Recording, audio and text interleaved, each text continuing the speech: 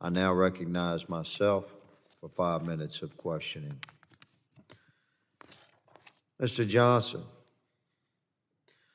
you stated you had massive piles of rock and gravel and material. I'm not talking about the steel. I'm talking about massive piles. Describe what you mean by that. Thank you for the question, Chairman Higgins. In a portion of the area where the border wall was constructed on our ranch was through a slightly mountainous area, and so the mountains had to be taken down to certain grades to accommodate the wall. And in doing so, all that rock was taken and piled up. But rather than wasting that rock, they were going to crush that rock into using on the all-weather access roads that were to be constructed. Understood. It was byproduct of the construction effort. Give us an idea, when you say massive, the size it was suburban or the size of this committee hearing room?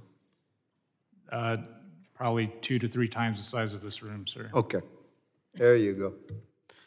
So America can get an idea. It's on a man's private land, just left behind by the government. He's not going to clear that with a shovel and a wheelbarrow.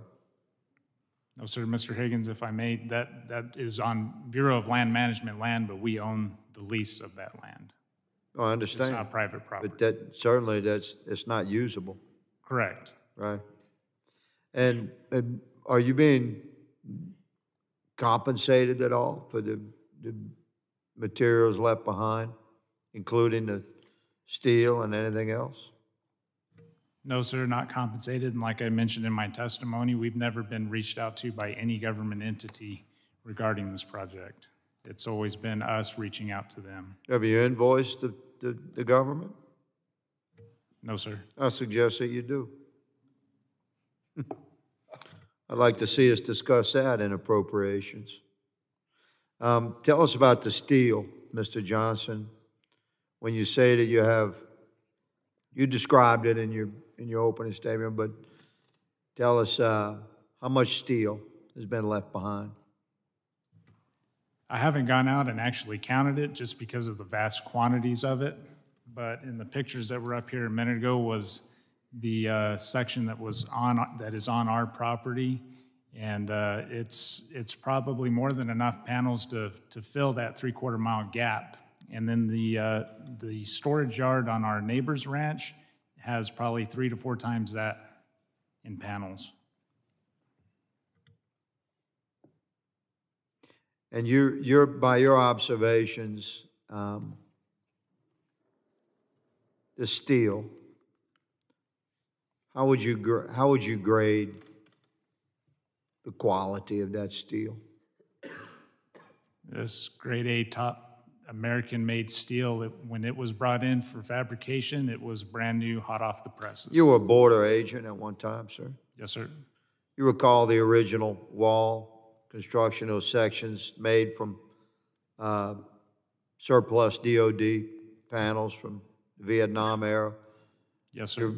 So relative to that, what my colleagues have said, old technology and physical barriers as a concept for security shouldn't be quantified as old or new. It's a moving target. Will you describe this steel that's left behind as modern steel and robust steel as compared to the old steel that you witnessed and encountered when you were a border agent, the original wall?